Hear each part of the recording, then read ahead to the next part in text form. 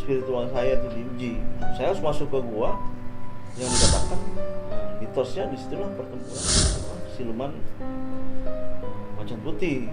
Siluman itu ada misalnya jejak-jejak pertempuran yang sangat kencang gitu, di mana teman saya ini, ya, tim saya ini yang ikut saya itu terserang gitu. Termasuknya terserang itu warahmatullahi wabarakatuh. Berjumpa lagi di Galuh Pakuan Channel. Cerita dan saya di sini bersama Bang Ali. Bang Ali ini dulunya seorang penakut dan sekarang menjadi seorang yang ya sedikit paham tentang spiritual. Dan Bang Ali, boleh tolong diceritakan tentang perjalanan? Warahmatullahi wabarakatuh. Waalaikumsalam warahmatullahi wabarakatuh. Saya akan bercerita pengalaman saya. Jadi mungkin dari seorang yang bilang penakut, ya memang saya sangat penakut gitu. Berarti emang bener Bang Ali dulunya seorang penakut gitu ya? Penakut. Oh iya. Penakut lah, namanya gelap, namanya di pekerjaan, di rumah ya, tempat-tempat yang gelap itu saya takut. Apalagi ya namanya lewat kuburan lah, lewat tempat angin itu sangat, udah nggak bakalan saya pulang itu, takut. Ya awalnya sih ya dari intinya dari tahun 2008 saya mengalami hal-hal seperti ini tuh berdasarkan pengalaman hidup lah. Jadi pengalaman hidup yang sebenarnya apa sih arti hidup, apa sih yang dikatakan ketenangan, apa sih yang dikatakan tentang ya kegoiban, metafisika, itu apa itu. Nah itu di perjalanan saya sampai sekarang ini berarti udah sampai 13 tahun ya, 13 tahun. 13 tahun dari 2008 ya. Sampai sekarang alhamdulillah saya masih menggeluti hal yang saya anggap ya baik buat saya, ya saya ikutin, dan yang tidak baik ya saya akan jauhi gitu. Itu awal mulanya terjun ke dunia begitu, ketertarikan Bang Ali dari gimana tuh Bang Ali? Ketertarikan saya itu dari dunia pengalaman saya pergi ke A, pergi ke B dengan suatu masalah, ke tempat A, dikatakan tempat ini ada tempat orang pinter lah, spiritual lah, apalah itulah, itu saya alami ke diri saya gitu. Saya berpikir kenapa saya tidak bisa seperti itu gitu. Tapi kan walau itu ada yang benar, ada yang tidak. Saya jadi dilema gitu. Jadi dilema, apakah benar yang melakukan hal itu? Apakah iya yang melakukan itu? Karena kadang-kadang ada yang nyeleneh, ada yang aneh bagi saya. Itulah yang menjadi nolak semua apa yang saya lakukan di perjalanan saya itu nggak sinkron bagi saya gitu. Sampai hal sendiri saya akan mencari ya bahasanya jadi diri saya gitu. Dan tempat awal yang Bang Ali kunjungi itu mula di mana tuh Bang? Kalau tempat awal dari hasil seolah-olah tuh saya ketemu, ya saya nggak bisa langsung sendiri begitu aja gitu. Belajar ilmu atau belajar suatu untuk kebiasaan tuh harus ada guru gitu. Nggak bisa Bang, nggak bisa. Sepintar-pintar manusia kalau tanpa guru belajar itu betul. Bohong. Jadi memang saya ditemukan lah suatu hal yang sifatnya sharing lah di suatu tempat. Ada bahasa seolah bagi saya lagi pusing, saya lagi banyak urusan, saya lagi ada masalah. Ada figur yang mengatakan, sini Bang, ngopi sama singkong gitu ya. Dia siapa tahu temengkong. Setelah dikatakan ngopi nanti ketemu kong, nah itu saya gali apa sih artinya, apa sih maknanya gitu. Sampai orang itu mengatakan, dan dia bisa mengatakan saya ini lagi bermasalah. Dia baca dari psikologi saya, hal-hal itu saya nggak tertarik awalnya. Saya tertariknya, saya tanya sama teman atau saudara itu siapa, nah, dia mengerti lah tentang ini. Saya mencari lah, di sela-sela pekerjaan saya mencari apa sih yang ditanyakan. Mau jadi orang sakti, yang nggak ada yang sakti manusia, yang Allah yang mau sakti.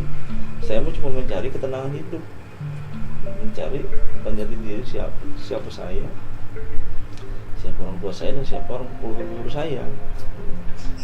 Nah dari situlah saya mulai merangkak, mengenali tentang hal jati diri, dan mulailah saya merambah untuk ikut sharing gitu Pak. Penyelesaian itu nggak ada di orang, ternyata penyelesaian itu ada diri kita sendiri gitu. Orang itu hanya sebagai perantara kita gitu. Yang menyelesaikan itu diri kita sendiri, bukan orang lain. Orang lain hanya membantu, bukan bukan untuk mengcover langsung, nggak bisa, kelihatan dari diri sendiri semua itu. Jadi garis besarnya Ya. benang merahnya emang saya itu emang benar-benar penakut ya, saya pergi kemana juga pasti pulang minta diantarin temen lah, apalah bisa buat nginep di rumah temen karena saya emang penakut. Nah di awal setelah saya mulai menekuni, pelajari tentang diri ya, siang malam saya vakum, bukan melarang saya menjadi begini, enggak, saya mau nyari ketenangan gitu.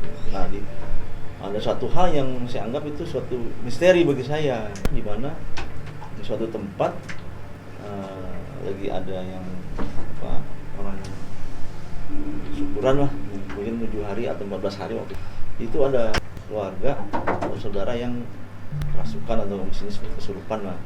Nah, tapi itu kok nggak kelar-kelar gitu, nggak selesai di banyak orang lah yang di situ yang menangani dengan saya datang dengan biasa aja. Saya duduk, tiba-tiba tuh badan saya bergerak sendiri, saya untuk maju. Iya, nah saya itu bisa apa? Saya nggak ngerti apa-apa, saya itu penakut. Apa yang saya bisa lakukan? Nah, tapi saya nggak bisa nolak soalnya dalam hati saya udah maju aja, nggak apa-apa, maju aja, lihat orang itu kasihan. Iya. Ya, saya maju, saya permisi, bahkan saya ada penolakan, dia kan datang dengan ya begini aja lah, saya mampir. Karena di saudara nikah saya mampir, saya lihat, saya maju. Ya saya tanya doang kenapa. Nah, kenapa langsung itu keluar gitu, langsung ya udah dia bilang. Sadar orang itu. Sadar spontan itu tersadar orang itu udah apa. Nah orang bertanya kepada saya karena hampir 3 jam itu nggak ada selesainya. Saya maju cuma lihat ya walau ya tiba-tiba tersadar orang ini. Cuma diliatin aja tuh. Cuma dilihat, tersadar lah dia. Saya bilang istighfar bu, istighfar. Dan disitulah Bang Ali mulai semangat lah menjalankan tentang spiritual ya. Saya aja pun bingung bang. Saya pulang pun bingung. Yang tadinya saya dijual ngerokok, yang tadinya juga ngopi, saya ditawarin ngopi. Saya takut ngopi karena saya punya lampu. Akhirnya saya ngopi dan saya rokok, Alhamdulillah, ya nggak ada masalah. Saya bingung sih itu bang, itulah yang jadi suatu misteri saya. Ya, kenapa? Ini kok bisa terjadi? Nah, jadi awalnya Bang Ali itu sebelum mempelajari tentang spiritual itu nggak ngerokok, nggak ngopi ya? Ngopi. Itulah yang jadi pertanyaan saya. Sampai saya sharing kopi, salahkah saya, benarkah saya? Terus saya gali sampai saya mengelutin terus apa sih? Jadi dari tahun 2008 itu dari awalnya sharing ke teman-teman ya. Terus ada orang kesurupan, bukannya sharing ke teman-teman aja bang, jadi ada figur yang bisa sharing ke orang tua ini, gitu seolah memang bisa anggap baik, saya ikutin arahannya semua itu kan tergantung kitanya. Kalau kita serius ya insya Allah ya kita akan termotivasi. Kalau kita cuma hanya mau tahu dah ya hasilnya pun tidak maksimal kalau menurut saya. Ini pengalaman hidup saya yang yang nggak saya lupakan gitu, bahkan saya bercerita hal ini halu atau bukan, tapi saya mengalami hal yang nyata pada waktu hari Jumat pas azan. Itu tahun berapa tuh? Itu sekitar 2000, udah benar setahun lah, 2009 lah, udah mulai mengerti lah tentang spiritual. Suam ke sana, suam ke sini, saya ditunjukkan dengan figur orang tua yang nyata ada di depan mata saya pada waktu hari Jumat. Pas saya mau buru-buru mau sholat Jumat tuh pas azan. Nah di situ ada figur dan seorang laki-laki memakai baju yang bukan zaman sekarang. Dia figurnya sebagai tukang ya pengemis tapi saya tanya kepada orang yang sekitarnya, nggak ada pengemis tuh. Di sini pengemis biasa umum, tapi orang itu nggak pada melihat. Nah saya kok melihat gitu, pakaiannya dengan capingnya, dengan pakaian seperti caping apa sih caping? Caping itu topi yang kita ke sawah. Sawah itu topi petani lah. Oh iya. Topi petani itu kan aneh menurut saya. Di zaman ini orang masih pakai topi di gitu jalan kaki. Udah pas aja buat tongkat. Nah disitulah saya paranin kan, saya tanya, Assalamualaikum, mau kemana? Saya bilang gitu kan. Dia nggak cuma menyalamkan doang, salam cuma menatap saya kasihkan lah, ya nggak banyak, saya kasih 5.000, saya taruh di ini ya. Dia nggak mau, malah dia merangkul, memeluk Bang Ali gitu. ya kan saya penakut, dia merangkul saya, Ki, maaf. Tapi Bang Ali takut. Saya kan takut, dia bilang saya takut gitu, takut hal yang tetap jiwa takut masih ada. Akhirnya saya izin, saya mau sholat Jumat buru-buru, saya bilang Assalamualaikum, ya udah gitu. Yang saya bilang itu siapa? Itu figurnya bukan seperti orang zaman sekarang, Bang. Itu seperti orang tempo dulu. Nggak, artinya dia itu nggak meninggalkan pesan ke Bang Ali gitu, maksudnya harus kayak gini nggak ada, cuma ada isyarat aja yang akhirnya saya tanyakan ke anggap itu pembimbing saya, itu saya ketemu, saya cerita sama pembimbing saya, itu siapa? Ya udah jangan tanya siapa. Kamu masih dalam konteks belajar, jadi kan saya harus butuh bimbingan, tidak arahan. Ya udah saya kejarlah tentang hal ini gitu. Ya ada amanat lah. Nah, saya bukan suruh betapa, enggak, saya nggak pernah betapa. Akhirnya saya cuman ya udah kamu soang ke Gunung Gede. Nah di situ ada curug, namanya Curug Ciburen. Kamu berangkat, kamu salam aja di sana, kamu salami ya dengan tata cara yang saya nggak bisa sebutkan. Berangkatlah saya misalnya. Berangkat saya itu pun berapa kali gagal saya. Akhirnya berapa kali gagal. Pas hari H-nya amanat, saya berangkat lagi untuk duduk di sana gitu, untuk tafakur di sana. Nggak lama sih, yang penting saya nyampe di lokasi, saya duduk, saya sholat hajat, saya sholat sunnahnya, saya duduk, assalamualaikum, salam silaturahmi, dimana sebagai saya untuk silaturahmi. Biasa itu aja sih yang saya jalani waktu awal spiritual saya itu di situ. Saya ketemu figur, setelah sharingin, saya harus berangkat ke sana dan saya jalanin. Nah disitulah semakin dalam mengulik tentang sejarah, tentang orang tua, sejarahnya, leluhurnya, itulah yang menguatkan saya, basic saya untuk selalu keluar untuk sejarah. Masalah dengan spiritual Bang Ali bantu sejak tahun berapa tuh Bang Ali mulai pede gitu, mulai pedenya? Kalau untuk hal yang bilang saya bisa bantu ya itu kan Allah yang menentukan kan, ya, kita cuma sebagai sebab ya. Sebab. Dan saya pernah dengar dari yang orang-orang mungkin dekat dari Bang Al ya, Bang Al itu sudah keliling Pulau Jawa, benar tuh? Untuk Pulau Jawa ya tempat-tempat yang artinya tempat-tempat yang bersejarah pernah Bang Ali singgahi gitu ya? Petilasan untuk kita Jawa Barat ya alhamdulillah, titik-titik yang pernah di nampak jelas dari figur orang tua yang dituakan. Tadi saya udah ziarahi, tampak jelasi gitu, misalkan ke Walinya, dengan Ciamisnya, Panjaluknya, belum ke Sumedang Larangnya, belum ke Sumbangnya, sudah di Semarang lah, ke Garutnya, ke Cirebonnya, ke Kuningannya, hampir semua titik-titik yang dianggap sebagai petilasan dari orang tua ini, alhamdulillah sudah saya singgahi. Mungkin menarik ke tengahnya ya sedikit banyak sudah juga, tapi karena saya fokus tentang figur, jadi banyak kan saya ke Jawa Barat, misalnya ke Sundaan. Oh berarti Bang Ali lebih dominan ke Jawa Barat ya? Jawa Barat, bukan. Tapi saya juga suaminya tetap ke seluruh tanah Jawa. Saya menjejaki seolah waktu saya ke Gunung Ciremai. Setelah saya ke Gunung Ciremai, di mana sudah curug namanya Curug Sawer, itu sangat sulit, bahkan sudah ditutup itu. Karena waktu zaman Covid, saya berangkat. Nah disitulah spiritual saya itu diuji. Saya harus masuk ke gua yang dikatakan mitosnya, disitulah pertemuan tentang figur ini ke siluman macan putih, di mana situ ada misalnya jejak-jejak pertempuran lah secara gaibnya gitu, secara spiritualnya. Dan saya harus merambah ke sana untuk melakukan suatu ritual lah, suam lah ke situ lah. Nah, setelah dari Majalengka, alhamdulillah bisa terkondusif dengan tim aman. Nah, saya harus berangkat ke Gunung Salak. Gunung Salak itu yang ada Gunung di Salak di Bogor, dari Majalengka harus ke Bogor dengan jeda 3 hari. Karena saya menuntaskan semua perjalanan ini. Nah, saya berangkatlah sama tim bertiga.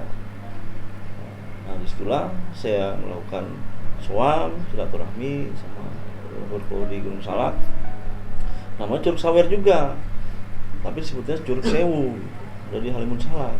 Nah, disitulah melakukan suatu hal yang banyak luar biasa. itu masih dalam rangka Bang Ali itu mencari, artinya mencari untuk jati diri Bang Ali. Iya, untuk silaturahmi. Ya, artinya bukan untuk Saya seorang, bukan. meminta amin, tapi nggak ada. Saya nggak pernah meminta itu meminta saya jadi ini, jadi nggak ada. Saya sudah silaturahmi di mana dulu saya kan silaturahmi. Nah, disitulah ada suatu hal yang sangat kencang gitu, di mana teman saya ini, ya, tim saya ini yang ikut saya itu terserang. Termasuknya terserang itu Saya pun mau masuk ke Curug Sawit itu udah nggak bisa karena hujan, dan itu di land, nggak ada boleh berkunjung gitu, karena emang kondisi lagi longsor. Tapi dengan yang mungkin udah suatu kehendak, saya diizinkan bertiga masuk. Itu pun udah di land, nggak boleh, tidak dikunjungi karena pusatnya curug itu, Curug Sewu itu, Curug Seribu itu curug semua gitu. Nah, disitulah saya duduk, saya biasa silaturahmi. Nah, teman saya melakukan hal yang aneh. Nanti dia mungkin bisa hadir, bisa menjelaskan semuanya. Dia sangat benar-benar, saya anggap, waduh, udah keringetan, udah lemes, udah nggak bisa. Dia udah nggak bisa bangun. Itu belum masuk ke curugnya itu belum? Udah di perjalanan, baru di perjalanan, artinya belum. Yang satu yang mungkin bisa terkontrol, yang Bang Uco ini udah diserang terus, udah muntah-muntah, udah panas dingin. Saya anggap dia kurang istirahat, kenapa? Karena perjalanannya saya siapkan. Besok kita jalan sana, harus siapkan mental. Dia muntah-muntah, akhirnya ke tempat lokasi. Karena kondisi kita nggak boleh lama-lama, dengan hujannya, angin di situ semua. Alhamdulillah kita juga, ya kita niat baik gitu kan. Nah, masih cuman Bang Uco ini ada apa serangan gitu? Sampai dia terus muntah terus sampai saya berhenti. Saya nggak bisa ngelanjutkan kayak ke atas, turunnya aja dulu nggak bisa. Akhirnya ya, panik lah, saya bilang panik, gimana ini? Bang Uce sampai begini, dia bilang, kamu ngulik kan? Enggak sih, dia bilang gitu. Udah saya istirahatkan dulu, break dulu saya dah di situ. Ada apa nih gitu? Saya bilang apa? Pada waktu break itu sudah di daerah, masih di lokasi dekat perjalanan Curug Sawer itu kan nanjak tuh. Nah, di situ saya nggak bisa nanjak, karena saya nanjak pun teman saya masih ketinggalan, sedangkan hujan udah gede. Situlah yang sangat kita diuji tuh, bagaimana nih menanganinya. Gitu. Sedangkan ini kan daerahnya tahu sendiri, mau coba-coba di situ ya silakan. Nah, sedangkan kita kan misinya ya silaturahmi. Sampai kesurupan kah Bang Uco itu? Ya bukan kesurupan lagi, seperti kemasukan binatang gitu yang. Sampai kesurupan Bang Uco itu? Iya, sampai kemasukan binatang yang ya mungkin binatang yang sebagai penjaga situ lah, saya bisa sebutkan lah. Dia sampai ngau-ngau gitu, sampai harus bagaimana gitu. Tapi dengan silaturahmi saya itu ke situ dengan kata niat baik, baik, mungkin ada satu kesalahan, saya minta maaf. Ya, alhamdulillah terkondisikan lah, bisa saya berangkat ke atas lagi. Dan akhirnya sampailah ke base camp yang kita istirahat di situ. Itu pun kita harus kondisiin Bang Ucoy dulu. Ya mungkin nanti Bang Ucoy bisa bercerita pengalaman hidup dia. Sampai atas pun Bang Ucoy masih tetap seperti itu, muntah gitu. Tapi udah mulai reda, udah bisa terkontrol. Di bawah udah pucat gitu, udah. Saya bilang ada apa ini ya? Ada apa? Bang Ali melihat Bang Ucoy seperti itu kan, Bang Ali sudah mengerti tuh tentang spiritual. Apa yang Bang Ali lihat tentang Bang Ucoy itu? Ya mungkin ada suatu hal yang liar yang saya anggap yang tidak terkontrol, yang tapi kita nih masuk wilayah tanpa izin, padahal kan saya izin. Dan yang menetralisir Bang Ucoy itu Bang Al kan? Ya alhamdulillah saya juga dekat komunikasinya. saya bisa netralkan dan bisa kuat jalan sampai ke atas. Netralisirnya itu pas di atas atau di tengah perjalanan? Di tengah perjalanan juga, saya nggak bisa. Oh, di tengah perjalanan Bang Ali mulai menetralisir Bang Uca ini? Ya saya kuatkan, saya sugesin, saya dengan bahasa saya yang kulunnya sampurasunnya pada orang tua di sini, ya janganlah anak cucu seperti ini, karena kita ini tujuannya mengenalkan diri, baik mengenalkan diri sebagai anak cucunya, janganlah seperti ini. Berarti sempat tegang juga tuh? Tegang, kemudian panik lah kita, karena nggak pernah mengalami hal seperti ini gitu. Sampai ada yang terluka nggak ada? Untuk terluka sih enggak, cuman kan kalau ini sampai fatal kan nggak ada bantuan, sedangkan situ nggak ada yang kunjung dan tempat itu nggak bisa dikunjungi, nggak Bisa. saya izin karena bukan wisata, karena saya izin selama ziarah. Soalnya juga kita nggak sampai ke lokasi yang dikatakan sampai ke ujungnya, enggak, kita di. Jadi Bang Ali tetap izin ya? Izin, karena nggak mau nanjak ke tempat yang nggak boleh di. Secara administratif kita harus izin, tetap dari situlah kita belajar jejak atau nampak jelasnya pada orang tua, oh ternyata ada di sini, ternyata di sini. Nah, itulah kita lebih mendalami filosofi apa tentang orang tua dan jati diri apa yang kita cari. Itulah yang menguatkan saya, ziarah itu penting bagi saya untuk silaturahmi dan tawasul, untuk mendoakan para orang tua kita. Ya usia itu dimanapun kita mengenal, insya Allah kita aman gitu. Yang mengaitkan dengan kejiwaan spiritual saya gitu. Jadi meyakini saya nggak sendiri gitu. Saya nggak sendiri, saya dilingkari sama orang tua saya, atau leluhur saya, dan saya minta pun insya Allah dia akan doakan saya. Iya. Oke, jadi intinya kesimpulannya Bang Ali ini dari awalnya benar-benar seorang penakut ya, seorang penakut tentang ilmu kegoiban, dan sekarang menjadi mengerti tentang kegoiban itu dari ketertarikan ya. Bukan dari ketertarikan. Tapi punya masalah atau gimana? Dari suatu masalah. Ingin mencari suatu ketenangan. Nah, dari suatu masalah Bang Ali mencari ketenangan. Saya ke tempat-tempat yang dikatakan orang ngerti, iya. Gitu. Saya lihat kok. Apa iya, apakah saya nggak bisa? Nah, tapi yang untuk yang benar, kalau untuk yang salah saya nggak tertarik, karena banyak kan aneh-aneh gitu. Saya udah mulai bawahi. Oke, kita akhiri aja cerita tentang perjalanan Bang Ali ini dari seorang penakut menjadi seorang yang bisa dibilang ahli spiritual dari tahun 2008 sampai sekarang tahun 2021. Oke Bang Ali, satu lagi mungkin ada pesan-pesan untuk kawan-kawan kita. Ya itu tadi selebihnya saya bilang, belajar itu tambah mimpi tapi jangan. Dan alhamdulillah apa yang saya dapat sekarang yang atas kehendaknya, intinya saya bersyukur